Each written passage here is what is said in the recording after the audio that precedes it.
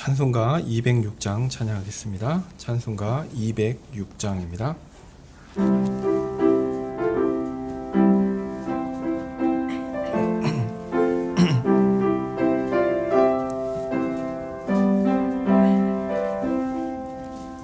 오랫동안 모든 죄 가운데 빠져 더럽기가 한량 없던 우리들 아무 공로 없이 구원함을 얻어 하나님의 자녀 지금 되었네. 주의 그 사랑 한량 없도다. 찬송할지어다 예수의 공로. 주의 그 사랑 한량 없도다. 찬송할지어다 예수의 공로. 주의 보혈로서 정결하게 씻어 죄악에서 떠난 몸이 되었고 세상 근심 구름 간 곳 없어지니 하나님의 빛이 영화롭도다. 주의 그 사랑 한량 없도다. 찬송할지어다 예수의 공로. 주의 그 사랑 한량 없도다. 찬송할지어다 예수의 공로. 죄의 깊은 잠과 뜬 세상의 꿈을 어서 깰지어다 나의 친구여. 은혜 받을 날과 구원 얻을 때가 지금 온 세상에 선포되었네. 주의 그 사랑 한량 없도다. 찬송할지어다 예수의 공로. 주의 그 사랑 한량 없도다. 찬송할지어다 예수의 공로. 아멘. 415장 찬양하겠습니다. 415장입니다.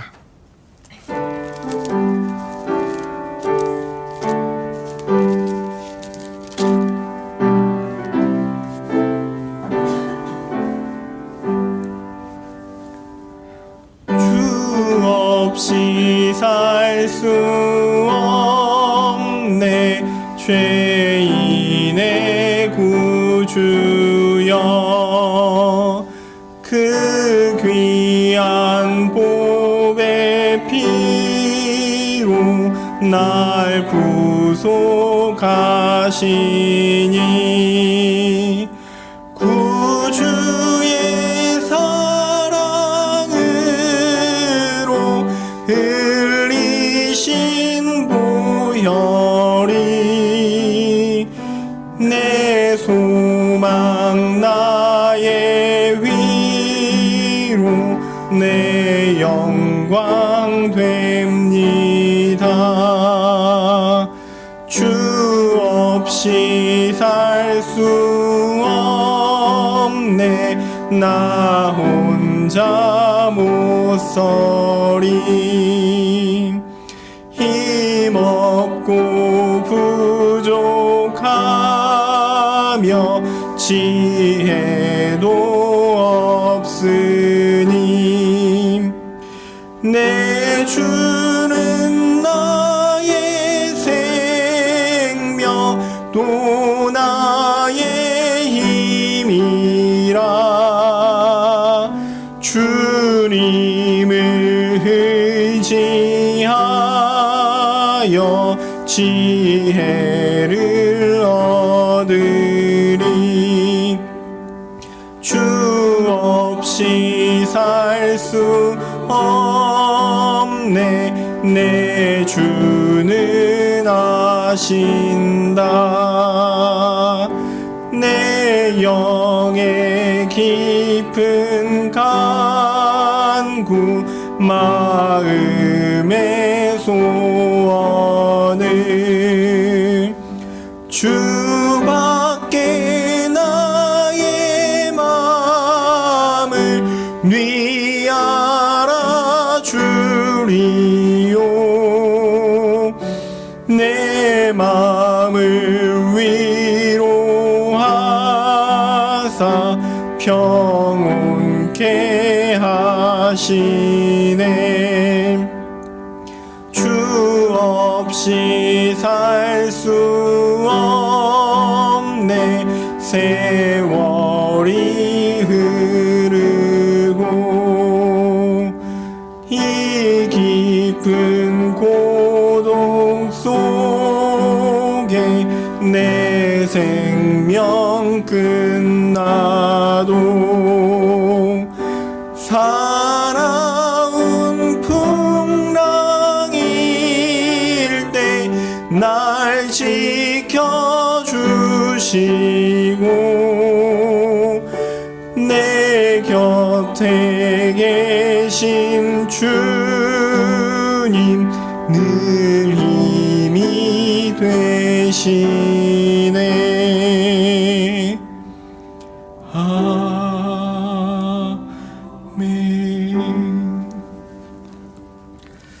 네, 196장 한 장 더 찬양하겠습니다. 196장입니다.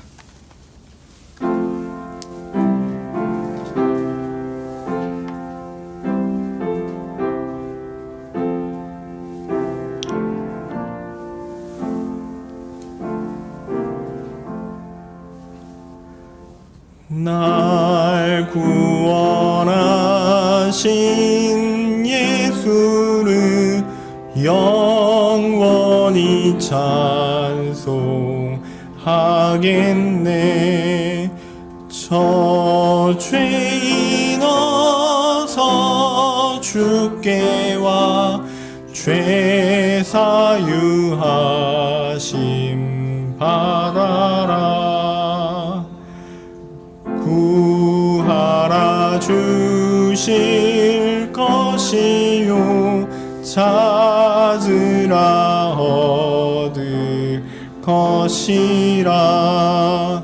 죄 중에 상한 영혼을 주 온전하게 하시네. 주 우리 죄를 인하여 피 흘려 죽으셨으니 주밖에 없는 사랑을 만 백성 알게 전하세. 주 예수 사랑 못 잊어 나 항상 눈물 흘리네. 이 세상 어디 가든지 내 주만 생각하도다. 목마른 자 희세매와 영생의 물을 마셔라. 내 주를 사랑한데도 늘 맘에 부족하도다.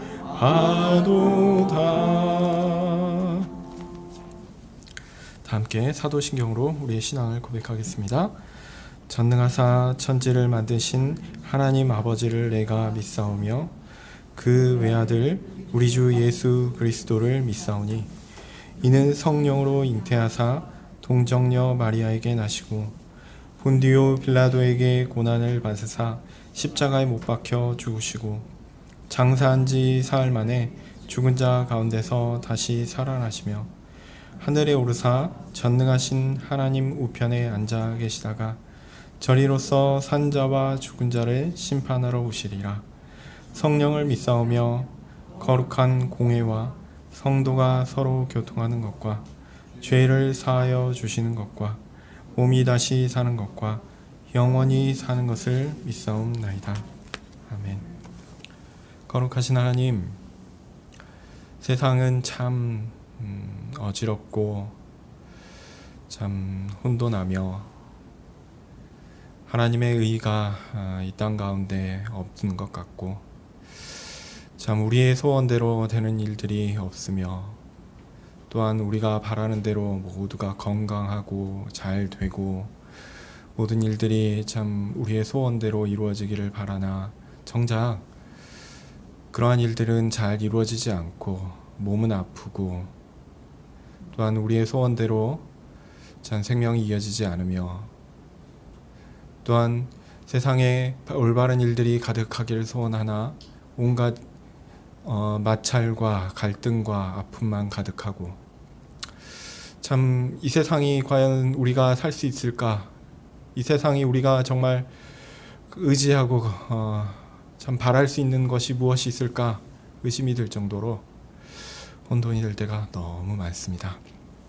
하나님, 그러나 우리 주 예수님만이 우리가 바라보아야 할 분이며 우리에게 참된 의를 주시는 분이며 참된 질서를 주시는 분이며 참된 병고침을 주시는 분이시며 참된 생명을 주시는 분이심을 다시 한번 고백합니다. 하나님, 주의 말씀을 통해서 주께서 어떤 분이신지 더 알게 하여 주시고 주를 더 의지할 수 있도록 주님 우리를 인도하여 주시옵소서. 주의 말씀을 듣고 그러한 은혜를 얻기를 간절히 소원합니다. 우리의 삶의 모든 것들이 다 우리 주 하나님께, 우리 주 예수님께 있다는 것 다시 한번 깨닫게 하여 주시옵소서. 예수님의 이름으로 기도합니다. 아멘. 네, 오늘 말씀은 이사야서 53장 4절에서 6절입니다. 이사야서 53장 4절에서 6절입니다. 제가 가진 성경으로 구약 성경 1033페이지입니다. 구약 성경 1033페이지 이사야서 53장 4절에서 6절입니다. 제가 읽겠습니다. 그는 실로 우리의 질고를 지고 우리의 슬픔을 당하였거늘 우리는 생각하기를 그는 징벌을 받아서 하나님에게 맞으며 고난을 당한다 하였노라. 그가 찔림은 우리의 허물을 인함이요 그가 상함은 우리의 죄악을 인함이라. 그가 징계를 받음으로 우리가 평화를 누리고 그가 채찍에 맞음으로 우리가 나음을 입었도다.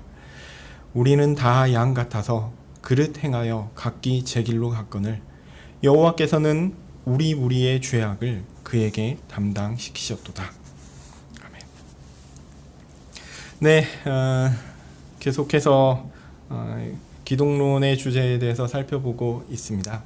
지난번에 제가 설교할 때는 현대 기독론의 주제에 대해서 이제 말씀드렸는데요.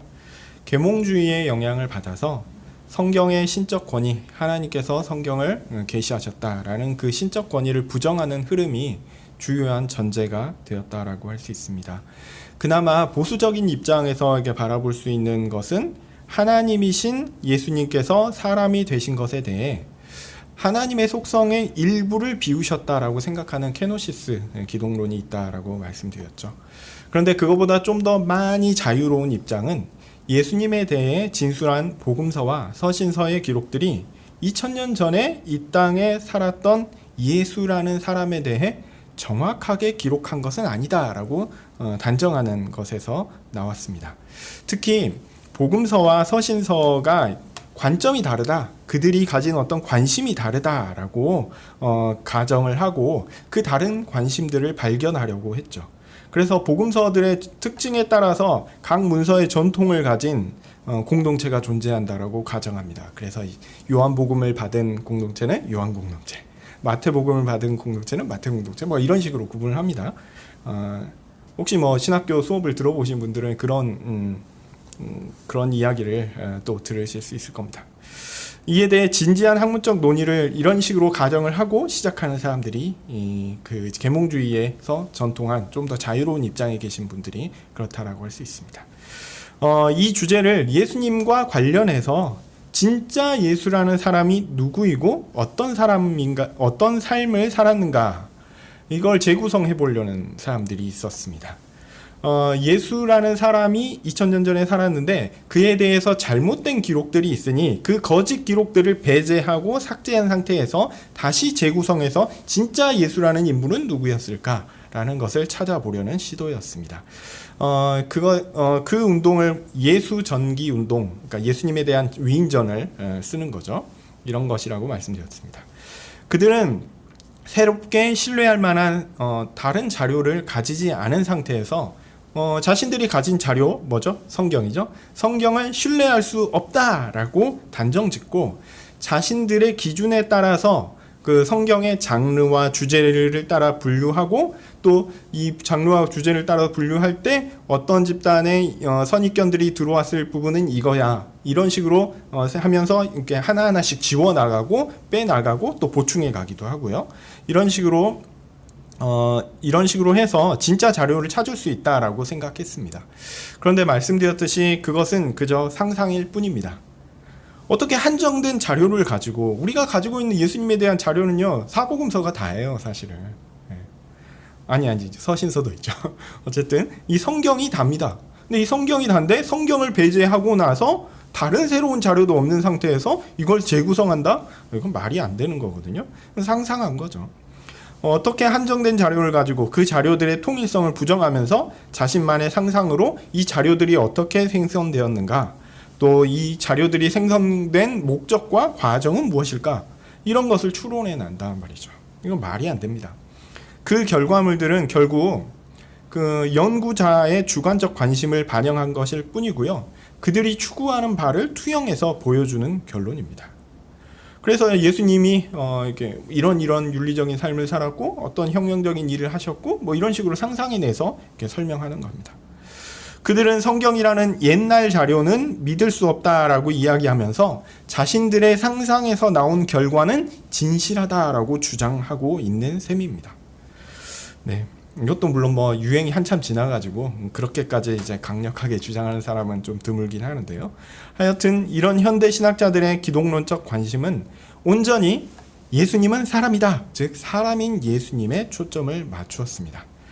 게다가 그들의 관심은 왜곡되어서 진짜 예수님을 아는 것에 오히려 장애물만 쌓고 있습니다.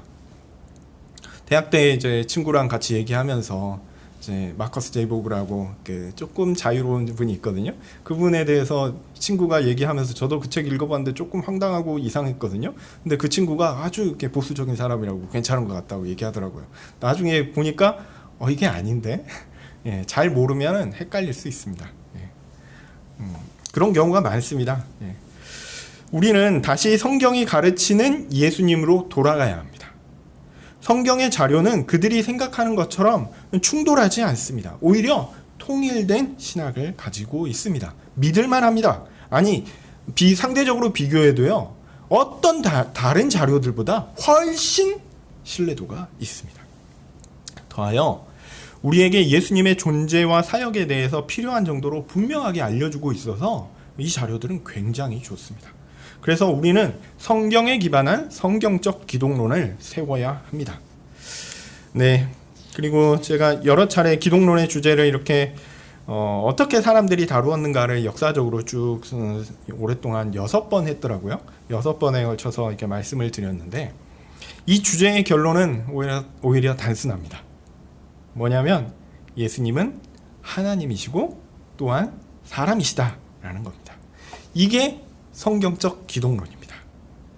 흥미로운 것은 제가 이렇게 나온 그 주제 기독론에 대해서 역사적으로 쭉 추적한 것들을 보면요, 대부분 초점을 맞추는 게 뭐냐면 예수님의 사역이 아니라 예수님의 존재에 대해서 맞추고 있어요. 초점을. 예수님은 누구신가? 라는 거죠. 이제 저는 이제 예수님은 무슨 일을 하셨는가? 사역에 대해서 말씀드리려고 합니다. 예수님께서 하나님이시고 사람이시라는데 그냥 예수님이 그런 분이지 여기서 끝나는 게 아니라요, 사람이면서 하나님이신 그분이 어떤 사역을 하셨는가, 그리고 그 사역의 목적은 무엇인가 라는 것을 살펴보려고 합니다. 오늘은 유명한 메시아 본문 중 하나인 이사야 53장의 일부분을 살펴보는 것으로 예수님의 사역에 대한 설명을 시작하려고 합니다. 오늘 본문 좀 보겠습니다. 4절에서 메시아가 당한 질고와 슬픔 얘기를 하죠. 메시아는 질고와 슬픔을 당할 일이 사실은 없습니다. 왜냐하면 메시아는 질고와 슬픔을 당할 일을 하지 않으시기 때문에 그렇습니다. 그렇다면 그가 지금 질고를 받고 있고 슬픔을 받고 있는데 그럼 누가 받아야 하는 것이었을까요? 바로 우리의 질고고요, 우리의 슬픔입니다. 우리는 고생을 해야 하고요, 좀 고생해야 합니다.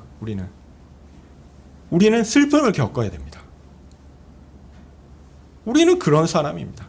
왜냐하면요, 고생할 일을 했고요, 슬픔을 겪어야 할 일을 우리가 했기 때문에 그렇습니다. 5절에서 분명히 밝히고 있습니다. 바로 우리 죄악 때문입니다. 우리의 죄악으로 인한 결과는 누구의 것이 되어야 합니까? 우리의 것이 되어야 합니다. 그것이 정의죠. 죄를 지은 사람이 형벌을 받아야 합니다. 정의로운 사회는 무엇입니까? 상선, 징벌이 이루어지는 사회라고 할 수 있습니다.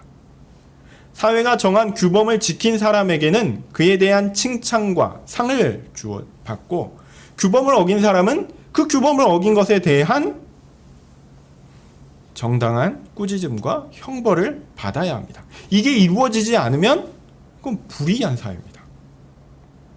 그렇게 되는 것이 마땅한 것이죠. 그런데 우리가 메시아의 사역을 보면 알 수 있는 것이 있는데요, 그것은 바로 그 메시아께서 질고를 지고 슬픔을 당하고 계신다라는 겁니다. 그리고 그 질고와 슬픔은 누구로 말미암은 것입니까? 바로 나의 범죄로 말미암은 것이기 때문에 바로 내가 담당해야 하는데 그것을 메시아께서 대신 지고 계시는 거죠. 사실 이것은 일반적으로는 이해하기 어려운 일입니다. 이것은 세상 어디에서 이루어지는 것도 아니고요, 오직 하나님 나라에서만 발생하고 있는 것입니다. 자, 그렇다면 하나님 나라의 정의는 조금 다른 것 같습니다. 우리가 죄를 지었는데 예수님, 우리의 메시아께서 그것을 짊어지고 계시죠. 하나님 나라는 그러면 정의로운 나라입니까? 왜 부당하게 죄를 짓지 않은 사람이 그 죄를 감당하고 있단 말입니까? 그런 의미에서 하나님 나라는 메시아에게 자신의 질고와 슬픔을 넘긴 사람들에게는 자비와 축복이 넘치는 나라입니다. 그런데 정작 그러니까 예수님 제외하고는 모두 다 행복한 나라가 이게 하나님 나라가 되는 거예요. 좀 표현이 좀 이상하더라도 좀 우리가 하나님 나라에서 이루어지는 일들은 조금 독특하다라는 것을 우리가 꼭 기억해야 합니다. 정말 그렇습니다. 여기서 흥미로운 것은요, 우리가 메시아께서 질고를 지고 슬픔을 당하는 것을 목격할 때 그가 짊어진 질고와 슬픔이 정작 나의 것인 줄 우리는 알지 못한다라는 점입니다. 여러분, 이거 꼭 기억하셔야 돼요. 4절 표현대로요, 우리는 고난받는 메시아를 보면서 세상의 당연한 원리를 이 메시아에게도 적용합니다. 죄를 지었으니까 벌을 받는 것이지. 당연하지. 그러면서 예수님도 고난을 받으시니 예수님께서 범죄를 하셨나 보다. 그에 마땅한 형벌을 받는 게 당연한 것이지. 이렇게 생각한단 말이죠. 우리는 2000년 전 예수님의 십자가의 죽으심의 진정한 의미를 사실은 잘 알지 못합니다. 당시 유대인들을 보십시오. 그 유대인들보다 우리가 나을 거라고 생각하시면 안 돼요. 똑같아요. 그 유대인들 보십시오. 직접 예수님을 만나고 기적을 경험하고 가르침을 들었지만 그들은 예수님을 믿지 않았습니다. 오히려 예수님을 십자가에 못 박혀 죽게 만들었습니다. 우리라고 다르지 않죠. 성경의 복음은 예수님의 질고와 슬픔이 예수님 자신의 것이 아니라 실제로는 누구의 것이다 라고 가르칩니까? 우리의 것이다 라고 가르칩니다. 그러나 우리가 성경을 읽어도요, 하나님의 말씀의 선포를 들어도요, 이런 내용을 단번에 받아들이거나 믿지 못합니다. 사실은 이해가 안 되거든요. 그러면 이 사실은 누구만 알 수 있냐면 오직 구원받은 사람들만 그 사실을 믿을 수 있습니다. 예수님께서 내가 져야 할 질고와 슬픔을 지셨다라는 것을 성령께서 깨우쳐 주지 않으면 알 수 없고요, 믿을 수 없고요, 받아들일 수 없어요. 이런 분들이 있습니다. 끝까지 내가 잘못했는데 내가 갚아야지. 그걸 가지고 평생 가지고 가요. 이 죄값은 내가 치러야 해. 그 죄값 치르면 천국 못 간다니까요. 예수님께서 치러 주셔야 돼요. 그 자신이 치러야 한다라는 그 책임감, 그 좀 책임감이라고 얘기하니까 굉장히 좋은 것처럼 보이지만 고집입니다. 예수님이 그걸 싹 다 가져가시고 널 구원하시겠다, 예수님께 맡기는 그 믿음이 진짜 제일 좋은 것이고 제일 뛰어난 것이거든요. 그런데 그거를 성령께서 깨우쳐 주지 않으면요, 우리는 할 수가 없어요. 할 수가 없어요. 그 고집을 우리는 꺾지 못합니다. 오직 구원을 받은 사람만이 예수님께서 내가 져야 할 질고와 슬픔을 지셨다라는 것을 알 수 있습니다. 성령께서 알게 해주시고 믿음을 주셔야 우리가 그 사실을 받아들일 수 있습니다. 그러니까 이사야 선지자의 이 말씀은요, 메시아의 고난이 어떤 의미에서 사람들에게는 비밀이라는 겁니다. 메시아가 잘못했네 라고 사람들은 일반적으로 생각한다라는 거죠. 그래서 아무나 알 수 없는 아주 비밀스러운 것이다 라는 것을 한편으로 이야기하고 있습니다. 자, 그거는 사람들의 인식이고요. 메시아의 질고와 슬픔에 대해서 살펴봅시다. 그 메시아의 질고와 슬픔은 진짜는 누구 거죠? 원래 메시아의 것이 아니라 바로 우리의 것입니다. 5절이 그것을 분명하게 이야기해 줍니다. 그가 찔림은 우리의 허물 때문입니다. 그의 상함은 우리의 죄악 때문입니다. 메시아의 고난은 내가 잘못했기 때문에 당하는 고통입니다. 원래는 내가 받아야 하는데 메시아께서 나를 대신하여 받으신 것입니다. 즉 메시아의 고난은 대신받는 고난입니다. 특히 나의 죄로 인한 결과를 대신 지셨다라는 의미에서 여기서 이제 새로운 용어가 나옵니다. 대속적 고난이라고 할 수 있습니다. 말로 막 풀어서 쉽게 설명하지만 이거를 짧게 얘기해서 대신 속죄해 주었다라는 의미로 생각하시면 좋겠습니다. 예수님의 대속적 고난입니다. 선지자는 분명하게 이것을 말해줍니다. 그가 징계를 받음으로 우리가 평화를 누리고 그가 채찍에 맞음으로 우리는 나음을 입었도다. 메시아께서 우리를 대신하여 우리가 받아야 할 징계를 받으셨습니다. 그래서 우리는 더 이상 하나님의 대적이 아닙니다. 죄 있는 사람들은 하나님의 대적입니다. 왜요? 하나님이 그를 때려야 됩니다. 왜냐하면 하나님께서 정하신 법이 그것이니까요. 죄가 무엇이냐면 제가 죄가 무엇인지 간편한 정의 혹시 말씀드렸는데 기억하실지 모르겠습니다. 이 정의는 제가 하는 거니까요. 죄는 하나님과 상관없는 것이다. 이렇게 말씀드린 적이 있었는데, 죄란 하나님과 상관없는 것이고, 또 그러면 죄에 대한 처벌은 뭐냐면 하나님께서 그러면 죄라는 게 누구와 관계에서 정의가 되는 거죠? 죄가 하나님과 상관없는 것이니 죄는 하나님과 관계에서 정의가 될 수밖에 없습니다. 그렇기 때문에 죄에 대한 처벌을 정하시는 분은 누구죠? 하나님이시고요. 죄에 대한 처벌의 주체는 누구시죠? 하나님이십니다. 그래서 죄에 대한 처벌은 하나님께서 내리십니다. 그래서 죄 있는 사람은요, 하나님과 사이가 좋지 않습니다. 좋을 수가 없습니다. 왜냐하면 죄는 하나님과 상관없는 것이니까 나는 하나님과 상관없어, 하나님 싫어, 하나님과 상관없이 살래, 이렇게 하는 사람이 어떻게 하나님과 관계가 좋을 수 있겠어요? 없죠. 죄 짓고 나서 하나님과 관계가 더 좋아졌다? 이건 거짓말입니다. 우리가 예수님 믿고 하나님과 관계가 좋아진 것이지 죄 짓고 나서 하나님과 관계가 좋아질 수는 없습니다. 예, 이런 사람은요, 하나님과 사이에서 평화가 없습니다. 하나님과 있으면 불편해요. 왜요? 하나님과 상관없이 살아서 하나님 앞에 벌 받아야 되거든요. 그래서 평화가 있을 수 없어요. 그런데 메시아께서 우리 대신 우리의 징벌을, 우리의 징계를 받으셨습니다. 그러면 우리는 이제 하나님과 상관없는 자가 아니라 하나님과 관계하는 자가 됩니다. 하나님께 붙어있는 자가 되는 것입니다. 그래서 예수님의 징계 받으심으로 우리는 하나님과 평화를 누리게 됩니다. 그가 채찍에 맞는 형벌을 대신 감당하심으로 이제 우리에게는요, 남아있는 형벌이 없습니다. 오히려 우리는 하나님과 완전하게 관계가 회복되었습니다. 마치 하나님께서 창조 때 아담을 만나셨던 것처럼 우리는 그렇게 편하게 하나님을 만날 수 있습니다. 하나님께서 우리에게 베푸시는 좋은 것들로 인해 우리는 더 이상 죄로 인한 고통 없어지고요, 오히려 행복하게 될 것입니다. 자, 간략하게 이사야 53장의 말씀을 살펴보았습니다.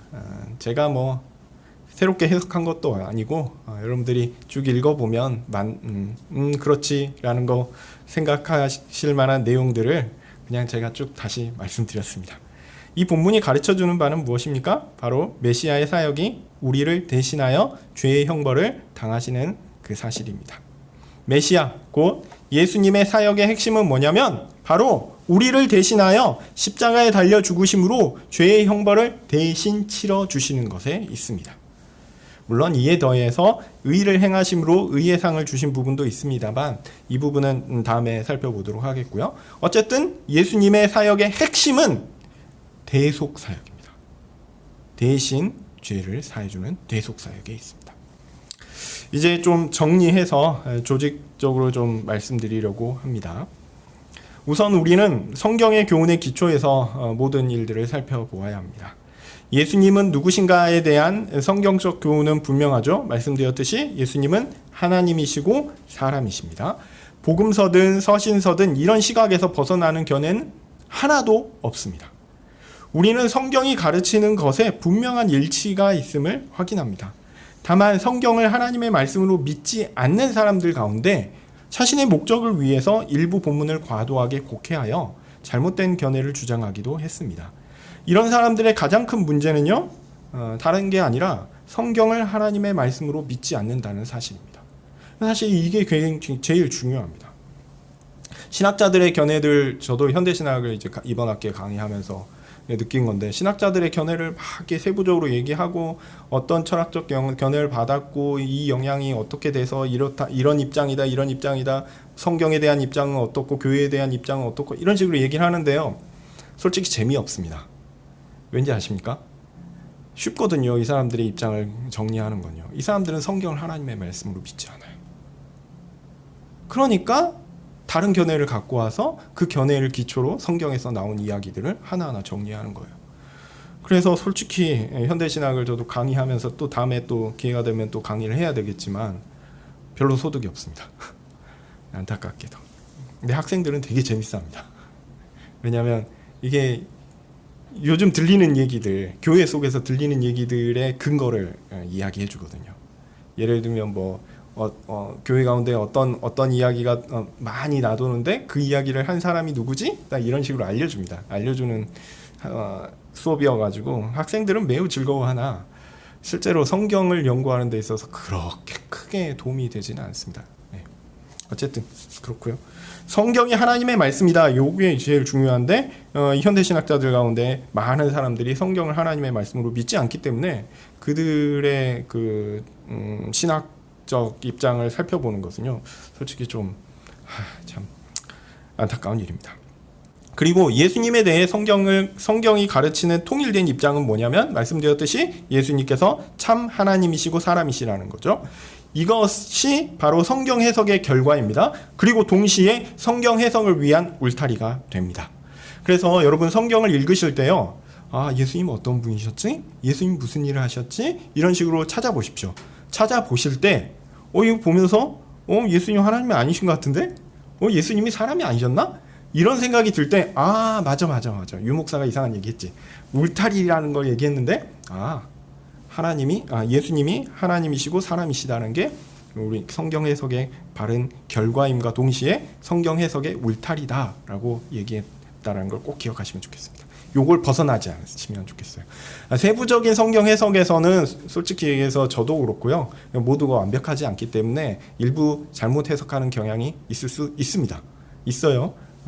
훌륭하신 목사님들 가운데도 어떤 특정 본문에 있어서 잘못된 해석을 하는 경우가 있습니다. 그런데요, 그렇게 해석하더라도 이 테두리, 예수님이 하나님이시면서 사람이라는 이 테두리를 벗어나지 않으면 이 사람은 이단은 아닌 거예요. 그냥 성경을 잘 못 해석하는 사람일 뿐이죠. 그런데 아무리 성경을 잘 해석하고 뛰어난 통찰력을 가지고 있는데 이 틀을 넘어서잖아요. 이거는 우리가 받아들일 수 없는 견해입니다. 이 울타리를 꼭 기억하셨으면 좋겠습니다. 네, 기독론의 교훈은 말씀드렸듯이 예수님의 존재와 사역에 대한 것입니다. 존재에 대한 성경의 교훈은 말씀드렸듯이 제가 계속 반복하죠. 예수님은 하나님이시고 사람이시라는 거죠. 그리고 오늘 사역에 대해서 처음 말씀드렸습니다. 사실 이 부분은 사역의 적용이라고 할 수 있어요. 이 사역의 적용이라고 할 수 있는 구원론과 깊이 관계되어 있다고 할 수 있습니다. 즉 예수님의 사역은요, 우리의 구원과 직접 연관됩니다. 오늘은 이 부분을 말씀드리려고 한 것입니다. 예수님은 우리를 구원하시기 위한 사역을 이 땅에서 행하셨습니다. 그런 점에서 기독론에서 살펴볼 때 예수님의 사역에 대해서 초점을 맞추게 되면요, 이것은 예수님이 하나님이심을 강조하는 것을 많이 이야기할까요? 예수님이 사람이신 것을 많이 이야기하게 될까요? 다시 아니요. 죄송합니다. 예수님의 사역은 이 땅에서 사람으로서 우리를 구원하시기 위한 사역이다라고 말씀드렸죠. 그렇기 때문에 자연스럽게 하나님이신 예수님보다는 사람이신 예수님에 초점을 맞추게 되어 있다라는 거 꼭 유념하셨으면 좋겠습니다. 물론 다시 한번 강조드리지만 예수님께서 이때는 하나님이었다가 이때는 사람이었다, 이게 왔다 갔다 이런 의미는 결코 아닙니다. 다만 예수님께서 우리를 구원하시기 위해 이 땅에서 하신 사역은 사람 대신 성자 예수님의 사역이었다라는 것을 강조하는 것이죠.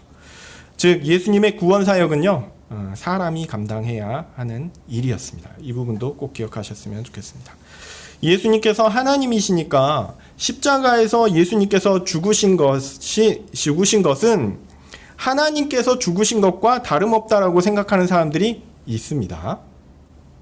다시 말씀드리지만 예수님은 하나님이시면서 사람이십니다. 그리고 하나님은 죽으실 수 없습니다. 죽음과 관련된 것은 사람으로서 예수님의 사역이라고 할 수 있습니다. 예수님이 한 인격이고 두 본성을 지니셨으니 한 인격이라는 의미에서 성자 하나님께서 죽으셨다라는 말은 아주 틀렸다고 말하기는 어렵습니다.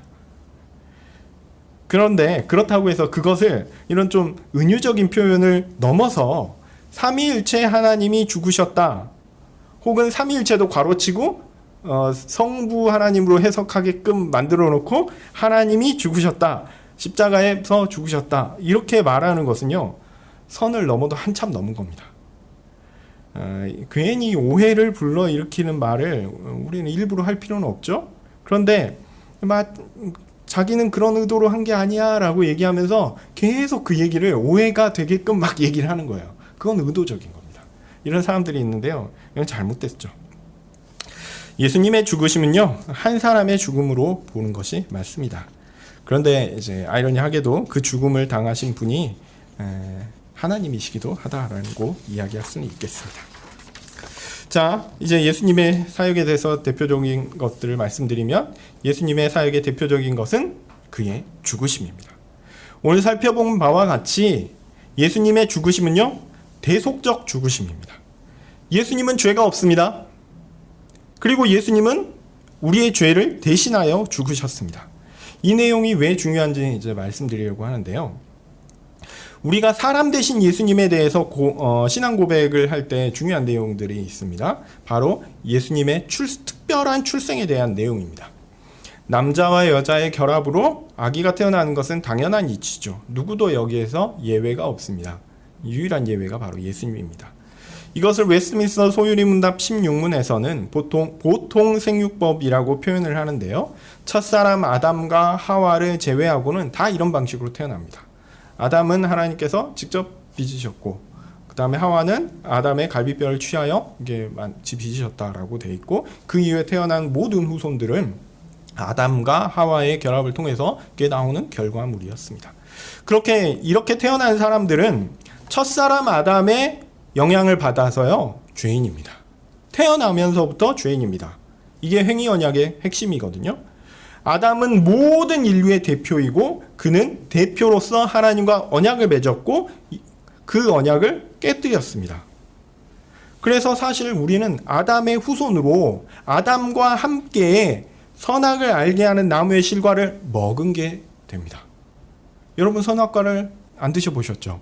근데 하나님이 먹은 것으로 치셨어요. 왜냐하면 아담이 우리의 대표거든요.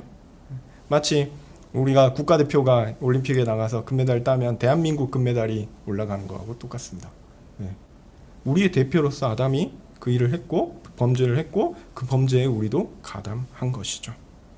그런데 우리 주 예수님은 아주 특별한 방식으로 태어나셨습니다.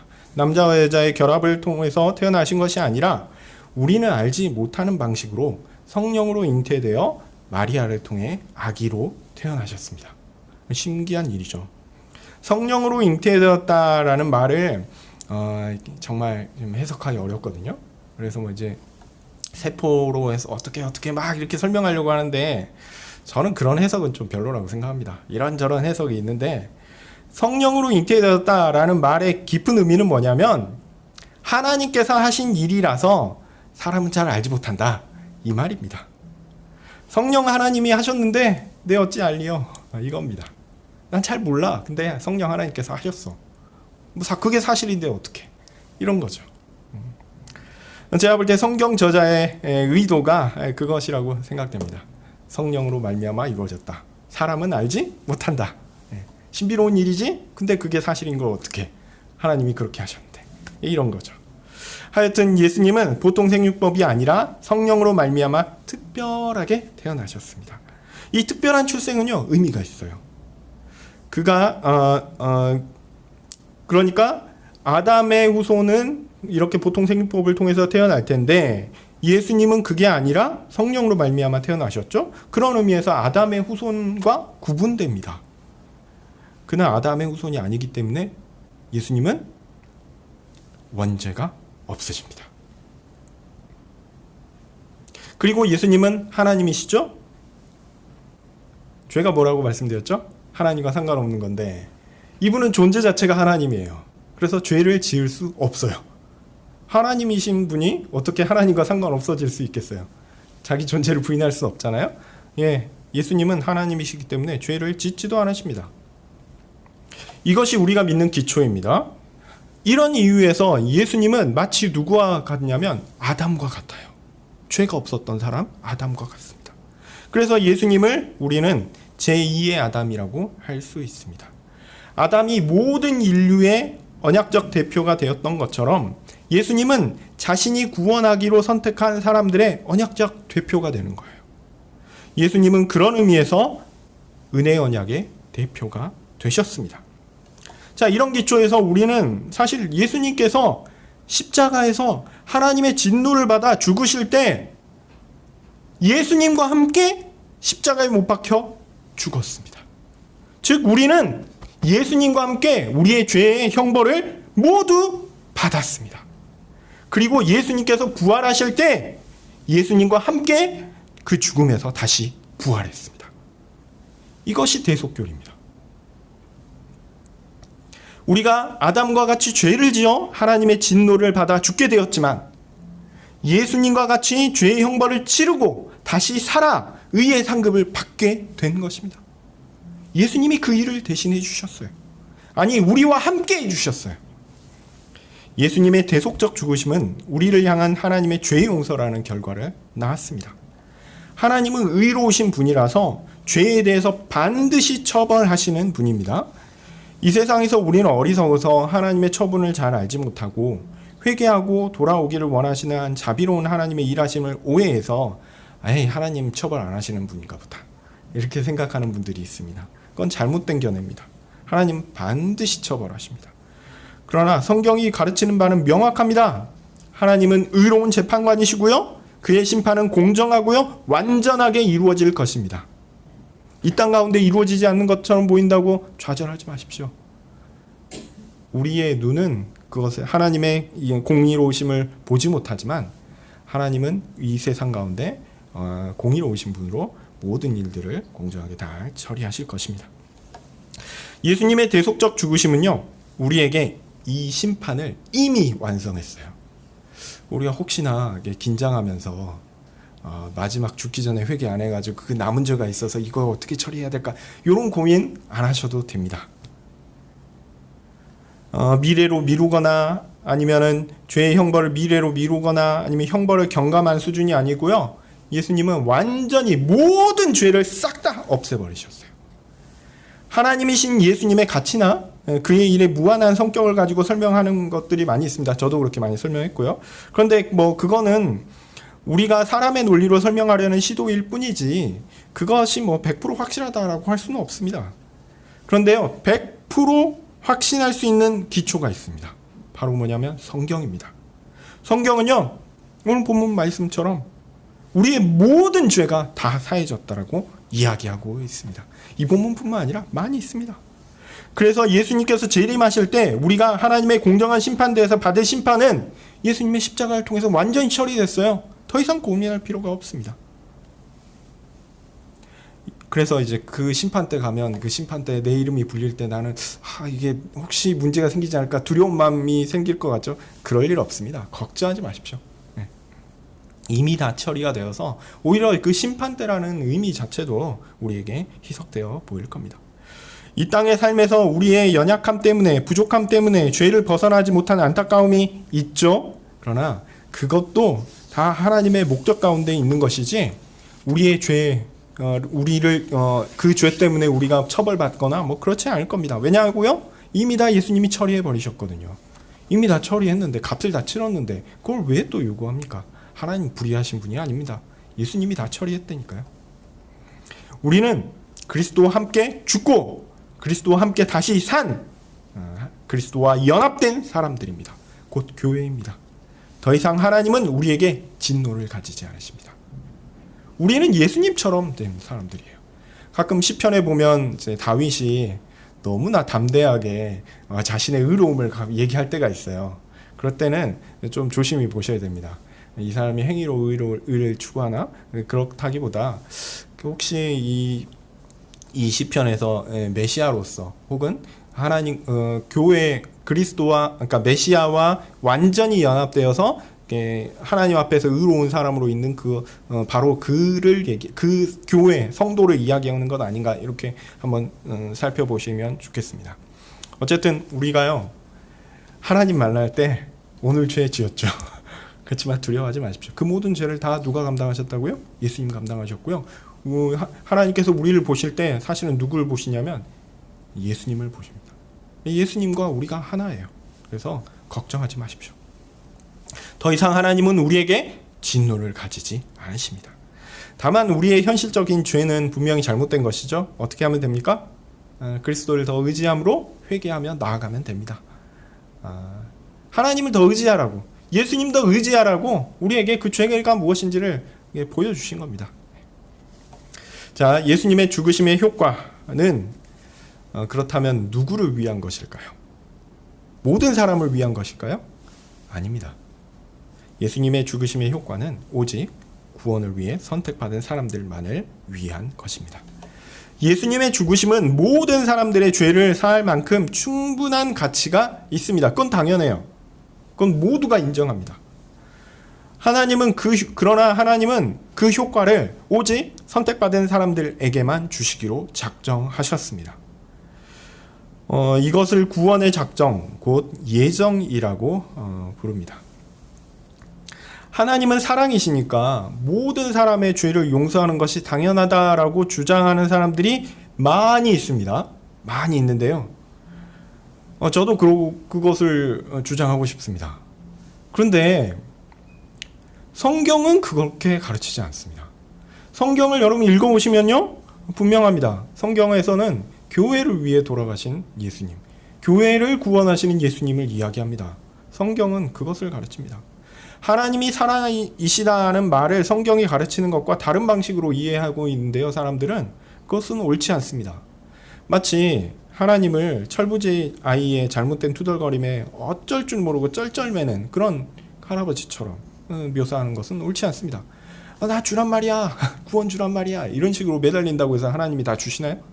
주면 버릇 나빠집니다. 혼내야죠. 어쨌든 성경이 이야기하는 것은요, 분명히 구원받기로 선택받은 사람들이 있고 메시아이신 예수님은 바로 그들을 위해 죽으셨다라고 가르칩니다. 이게 성경의 가르침입니다. 그들이 바로 교회죠. 그들은 예수님을 자신의 구원자로 받아들이는 믿음을 가진 사람들이죠. 구체적으로 자신의 믿음을 공개적으로 드러내어서 교회의 구성원이 된 사람들입니다. 즉 세례를 받은 사람들이라고 얘기할 수 있습니다. 구체적으로는 교회 안에 머물기를 소망하며 교회의 구성원들과 즐거운 교제를 누리려고 하는 사람들입니다. 이 교제는 그리스도 안에서 한 몸된, 즉 한 나라가 된 것을 한 나라가 된 것을 누리는 것입니다. 천국에서 영원토록 즐겁게 교제하며 살 것을 우리는 이 교회 안에서 먼저 경험해 보는 거예요. 물론 이 땅의 교회에서는 서로의 부족함으로 인해서 다툼도 있고 마찰도 있고 서로 싸우기도 합니다. 그렇지만 하나님께서 나 하나님 믿고 우리의 부족함을 회개하면서 나아가야 할 것입니다. 그래도 천국의 삶을 미리 경험하는 것 매우 좋은 일입니다. 그 일을 기대하면서 서로가 서로의 연약함들을 용서하고 회개하며 하나가 되셨으면 좋겠습니다. 성찬이 어떤 의미에서 이런 우리가 천국에서 누릴 영원한 삶들을 미리 경험하게 해주는 그런 실례라고 할 수 있겠죠. 자, 예수님의 그러면 죽으심의 효과는 무엇일까요? 말씀드렸듯이 전적인 용서입니다. 과거의 죄를 용서하고 현재와 미래의 죄는 우리가 감당하라, 이렇게 얘기하는 사람들이 있는데요, 이거 아닙니다. 이거 아닙니다. 그렇게 되면 큰일 납니다. 이런 식으로 생각하는 사람들이 있는데요, 제세례파들이 그렇습니다. 지금까지의 모든 죄는 그러니까 세례받을 때까지의 모든 죄는 용서가 되지만 그 이후에는 세례를 통해서 교회에 들어왔으니 거룩한 자가 되었으니 이제 거룩한 삶을 살아야 된다라고 이야기하거든요. 이거 큰 잘못입니다. 이거 정말 큰 문제입니다. 이들은 예수님이 세례를 받을 때 과거의 모든 죄를 용서하셨고 이제는 하나님의 법을 지킬 수 있도록 도움을 주신다. 이게 성령의 역할입니다. 도움을 주신다라고 생각합니다. 그러므로 세례를 받은 이후에는 참된 성도의 거룩한 삶을 살아야 한다라고 주장하는 거죠. 여러분, 근데요, 이런 사람들의 삶을 보면 정말 경건합니다. 겉으로 보기에 이런 주장을 하는 사람들의 겉모습은요, 매우 경건하고 멋있어 보입니다. 왜 멋있습니까? 진짜 의를 행하려고 열심히 겉으로 노력을 하거든요. 그런데 정직하게 돌아보면요, 우리는 그들의 가식을 볼 수밖에 없습니다. 하나님 사랑과 이웃 사랑의 원리, 하나님이 요구하시는 법은요, 외적인 행위뿐만 아니라 내적인 동기에서도 순전하고 온전하고 완전해야 합니다. 한순간의 실패도 용납하지 않으십니다. 아담이 죄를 엄청나게 많이 지었어요? 아니에요. 선악을 알게 하는 나무의 실과를 먹었을 뿐입니다. 근데 그 안에 있던 온갖 악독한 것들이 다 이렇게 쏟아져 나온 결과물이 그 선악을 알게 하는 나무의 실과를 먹은 거죠. 어쨌든 내적인 것까지 완벽해야 하는 것이 하나님의 법이거든요. 그런 엄격한 하나님의 법을 성경의 교훈이 가르치는 바가 그것인데 그것과 상관없이 임의로 완화시키는 겁니다. 그래, 내적인 거는 하나님이 용서해 주실지 모르지. 근데 바깥으로 드러나는 거, 성내는 것, 그 다음에 그 이제 폭력적인 것 아니면 말에 있어서 어떤 것들, 행동에 있어서 남을 배려하지 어떤 것들, 이런 것들이 드러나면 안 된다고 이런 것 제약을 하는 거예요. 이건 바리새인들이 하는 거랑 똑같습니다. 바리새인들이 정한 율법입니다. 똑같은 거예요. 하나님이 요구하시는 것은 그것보다 훨씬 깊이 있고 본질적이고 내적인 겁니다. 이거를 외적인 걸로 축소시켜버린 거예요. 하나님의 법을 그렇게 바꿔버린 것입니다. 이것은 예수님의 죽으심을 기만하는 행위입니다. 예수님의 대속적 죽으심에 대해서 그 가치를 완전히 싸구려로 만들어버린 겁니다. 가톨릭의 방식은 조금 더 합리적입니다. 세례를 통해 죄 용서를 받았지만 여전히 우리가 죄를 짓고 있다는 것을 인정합니다. 다만 세례를 받았기 때문에 마지막 날에 있어서 구원은 정해진 거예요. 그러니까 세례를 받으면 구원은 받는 게 확실합니다. 그런데 우리가 현세에서 짓고 있는 죄의 문제는 처벌이 필요하다라고 주장을 하죠. 그래서 어떻게 하냐면 그 구원받은 사람들이 천국에 가기 전까지 연옥이라는 곳이 있다라는 것을, 연옥이라는 시스템을 그래서 만들어요. 그래서 종국의 구원에 이를 것이지만 세례 이후에 이 지은 죄들에 대해서 아직 치르지 못한 죄값이 있으니까 이 죄값은 연옥이란 곳에서 오랫동안 고난을 받으면서 치르게 된다라는 거죠. 그러나 성경은 연옥을 가르치지도 않습니다.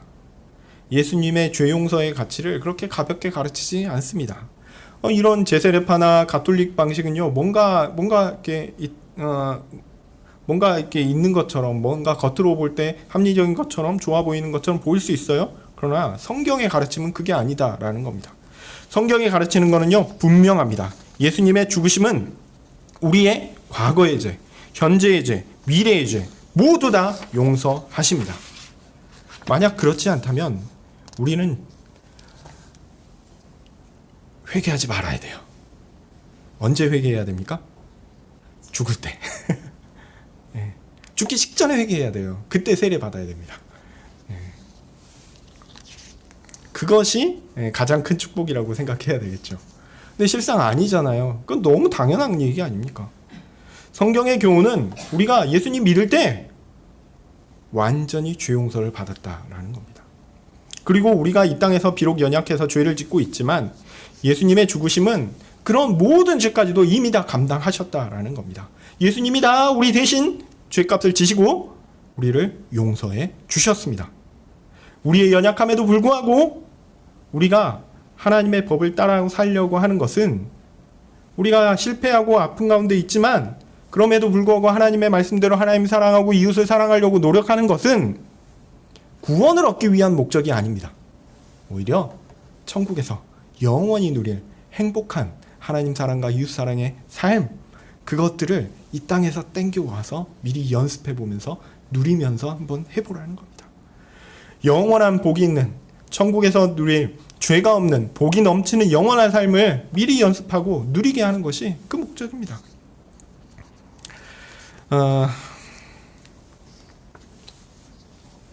제가 간단한 얘기를 오랫동안 해가지고 어떻게 느끼셨는지 모르겠습니다. 하나님이시면서 사람이신 예수님께서 이 땅 가운데 하신 대표적인 사역이 우리의 죄를 대신 짊어지시고 용서하시는 대속적 사역이다라는 것 꼭 기억하셨으면 좋겠습니다. 우리의 모든 죄를 사하셨어요. 그리고 우리를 위해서만 예수님이 그 죄값을 감당하신 겁니다. 다른 사람이 아니에요. 교회를 위해서만 하신 거예요. 바로 여러분을 위해서 예수님께서 대신 죄값을 치르셨습니다. 기도하겠습니다. 하나님, 성경의 교훈을 따라서 우리가 예수님이 어떤 분이신지, 또한 예수님이 어떤 일을 하셨는지 잘 볼 수 있도록 우리에게 눈을 띄워 주십시오. 주님, 주께서 우리를 대신하여 죄값을 지시고 우리에게 참된 구원을 주셨습니다. 우리가 그 구원을 누릴 수 있게 도와주시옵소서.